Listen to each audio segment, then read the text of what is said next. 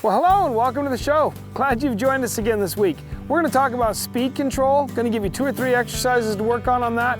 That's coming up right here on Discovering the Horseman Within. Gonna take a ride on one true horse.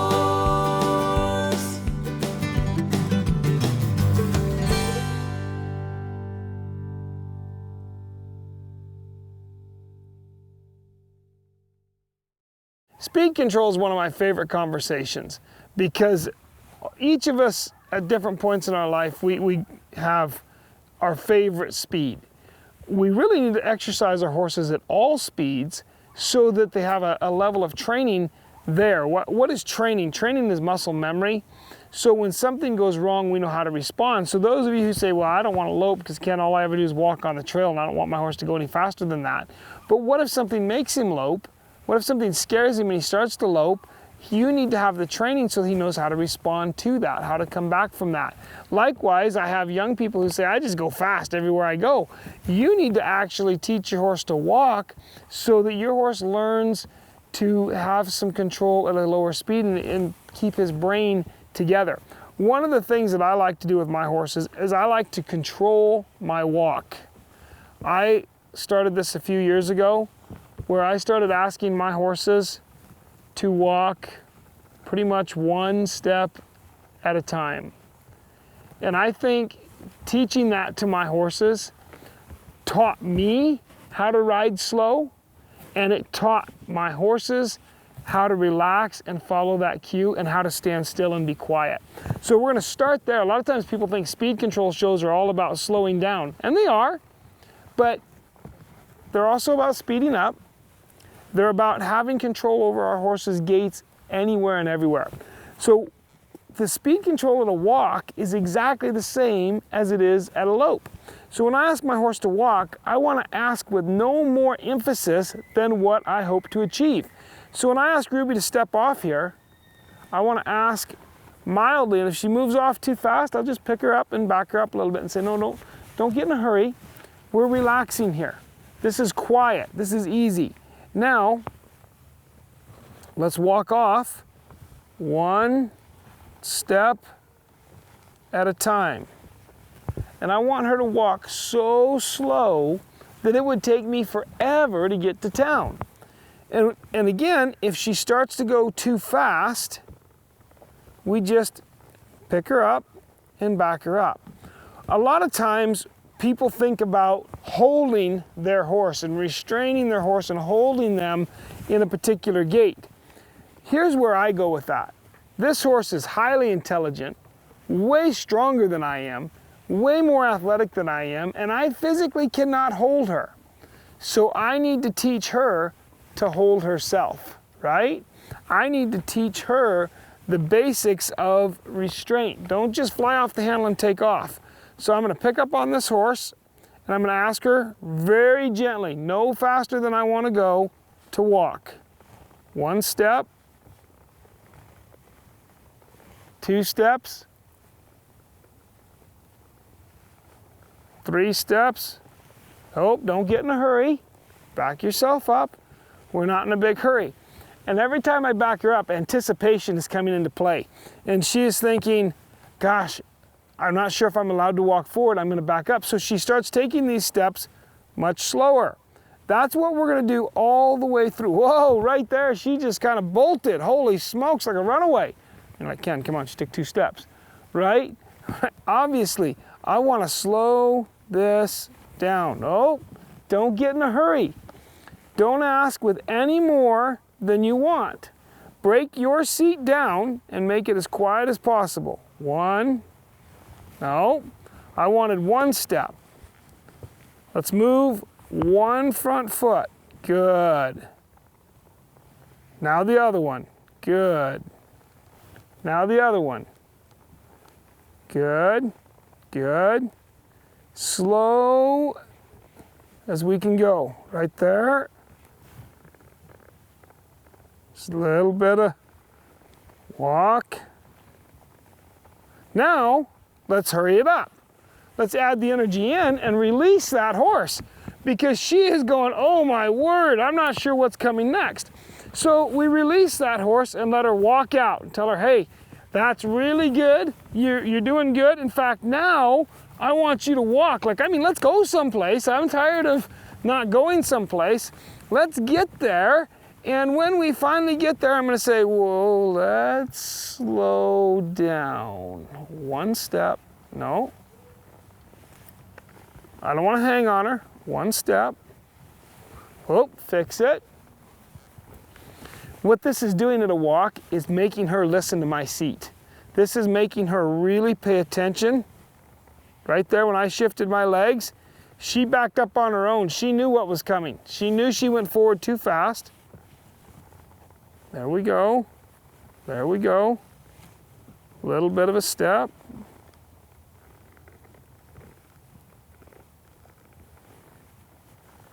A little bit of a step. Just barely moving.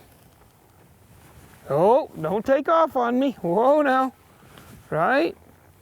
I guarantee you, if you teach your horse to control their walk, teaching it to control its lope is going to be so much easier. Now, some of you are going, oh my goodness, I don't have the patience for this. Well, wait a minute, this is real time. You're seeing exactly how much time I've worked on this. So, you're talking about 7 minutes? You're not talking about spending the next 10 hours here. You're talking about 10 minutes. No. And it's going to show as we move up in speed. Just relax that seat. Move her forward. Relax that seat. Move her forward. Relax that seat. No, no. Don't fly off the handle. Move forward. There we go. There we go. And there. Now walk. Walk forward.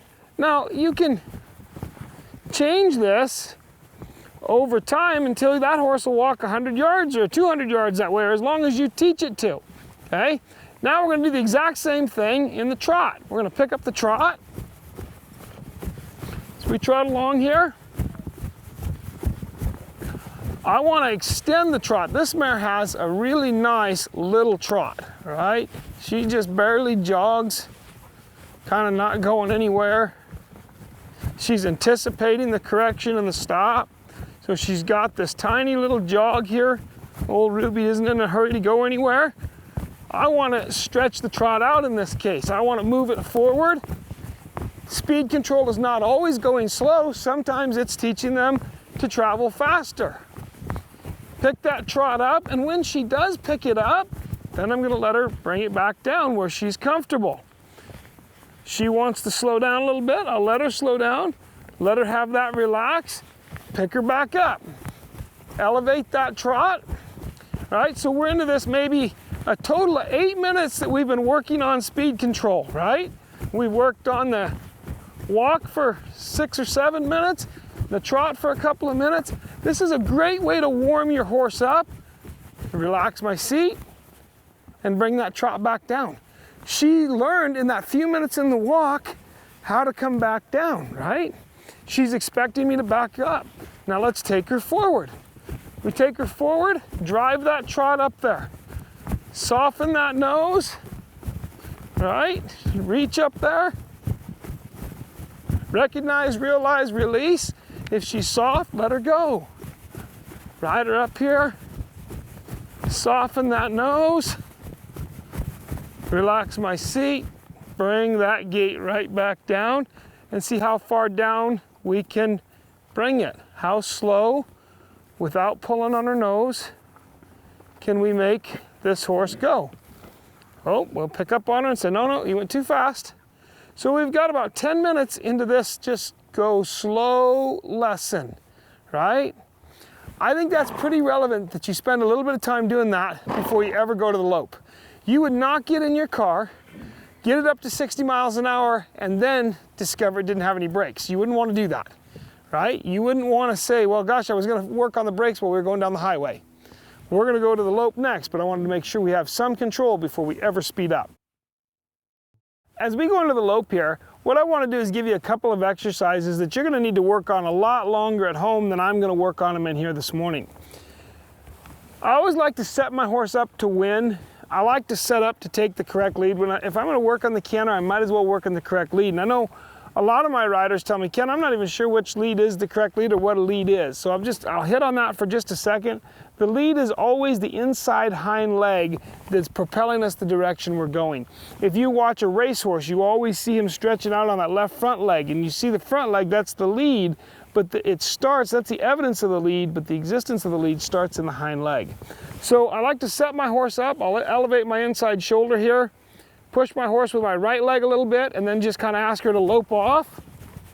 And as she lopes off out here, I want her to just be nice and soft. Pick up on her nose.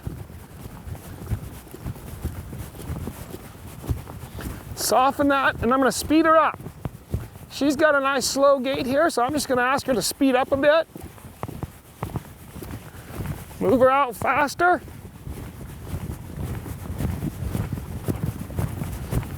One of the reasons our horses don't lope well, we don't practice it enough. So I want to speed her up. She needs to know to go faster and to go slower. So we're going to go back to our stop exercise, and I'm just going to relax my seat.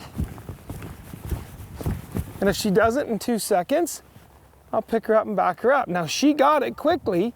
She missed the slow down cue, but by the time I was reaching for the reins, she was all the way down to a stop. And a couple of you are going, well, Ken, I don't want to just stop. I just wanted to slow down. I know. What I want to do is build anticipation. I'm going to change direction slightly, and I'm going to lope off across the pen. Set her up again, and I'm going to speed her up. She has a nice little slow lope. What I want to do is work on coming back from a faster gear. I'm not trying to teach her a slower one. I want to speed her up and come back from a faster gear.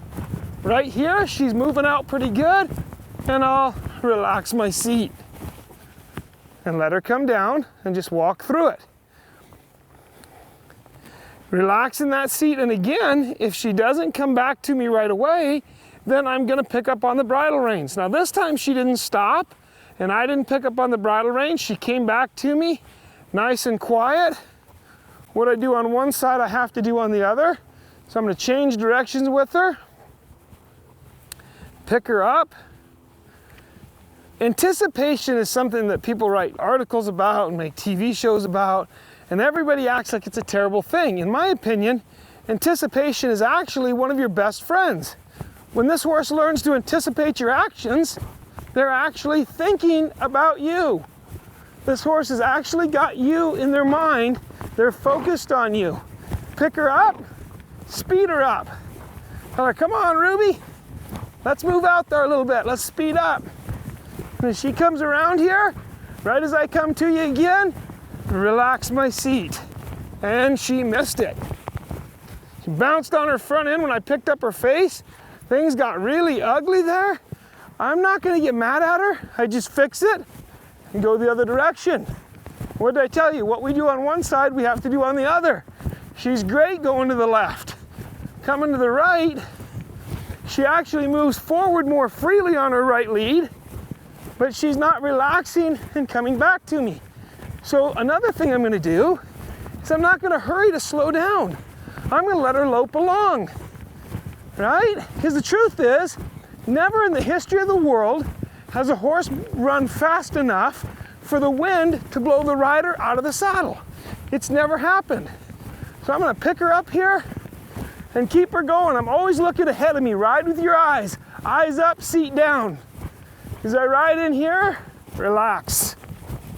And boy, she said, okay, a couple of circles this direction, Ken, and I'm ready to slow down. So I'll just let her walk up here. I love Ruby, she's very expressive. She shakes her head and lets you know she's a little bit disgusted with it. I'll just let her walk through here. I let her stand still to know she got the right idea. Now if she just walks out of it, Give her a good release. We'll pick her up and lope off again. Now right there, when I pick her up, she starts that hammer and trot. You know what? I asked her to lope off. Speed control is control going both directions. I'm gonna pick up on her again and lope her off. I want her to ride the speed I've asked. So I just set her up, push her hindquarters into the right with my left leg, use both legs to squeeze gently, and lope her off. Speed her up. Ride her up there a little bit. As we come around here, she's kind of riding this circle pretty good. And relax. Now she's really wanting to come down on her front end, so I really wanted to walk her through that. I wanted to walk her, not let her stop. When she's stopping, when I relax my seat, she's wanting to hit her front end, and that's in anticipation of having her face pulled on. Wait for me. Speed control means I'm in control of the speed. So she started to anticipate. I told you I love anticipation. I do. It means the horse is thinking about me, but I still have to control it. Now, elevate that shoulder, push that hindquarters over a little bit, and lope off. There we go. Right? I want to smooth out that slow down transition. Speed up. This mare wants to get heavy on that front end. She's really good about keeping on the circle and keeping her nose down soft, but she's just a little bit sour, and she wants to hit on that front end. You see right there, she thinks about kicking that hind end up in the air. She's done that to me half a dozen times now. Just keep pushing her forward through it, and I'm not going to ask her to slow down until I feel her attitude change, till I feel some of that sourness go away. What's in it for my horse? Well, what's in it for my horse is the release from me, but I have to visualize and think about what they're doing and where they're at. So as I lope her, I want her to come around here, and when I feel her starting to change, I'm speeding her up, speeding her up. Now all of a sudden, she's listening, but she's not being crabby. Now, relax my seat. She's still hammering that front end a little bit, so I'll walk her forward, but the attitude was completely gone. Let's turn her, go the other way. Set her up and lope. Eyes up. Bring her around here. Push forward. It's a pretty simple exercise. Speed up if they want to go slow. Stop and back up and change directions if they want to go fast. And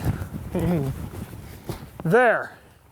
She actually slowed down this direction without hammering on her front end. It's a simple exercise. Spend a lot of time on it, and it'll make a huge difference in your horse. You know, restraint is probably the character trait that I think fits me the most, that I have to work on the most in my life, I guess is the way to say that. Restraint is really another way of saying self-control. It's you putting a lid on yourself. And what happens when we don't put a lid on ourselves is we create sort of an edginess, or for lack of a better phrase, a head shyness of people and horses and dogs and animals around us. And you can see it today in this mare. She kept waiting to be corrected. When she's loping, she's firing that hind end up in the air a few times, and she knows she's going to get corrected. She's jamming her front end into the ground. Sometimes the easy way to look at restraint is to say it's actually letting go. It's actually you just saying, I'm not going to let this bother me. I'm okay without this in my life, and I'm going to control myself and not worry about what's happening next to me.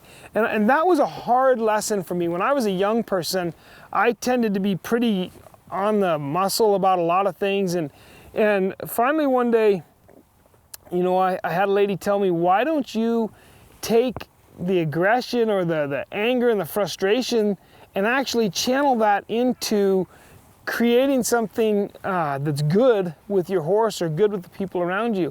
And that made a huge difference in my life. I suddenly realized I could control myself, and as soon as I did, everything around me started to smooth out. Now, None of these things are one-word recipes for absolute happiness. No, they all go together to make a person have character and to give you the character that it takes to be successful in horse training, successful in business, successful and happy in life. And that's really what our goal is. I've been on the air for 10 years, and this year we decided we're going to do something that actually reaches out and makes a change to people. And so we hope that as we go through these character traits and talk about them and apply them to our horses, that it's something you're enjoying with your horses and it's something that's working for you. I certainly hope you've enjoyed this show as much as I've enjoyed bringing it to you. I love doing this, and I thank you for the opportunity to be in your living room every week. And until next time, may God bless the trails you ride. Find out more about Ken McNabb horsemanship at kenmcnabb.com. That one true horse, the perfect partner built to ride.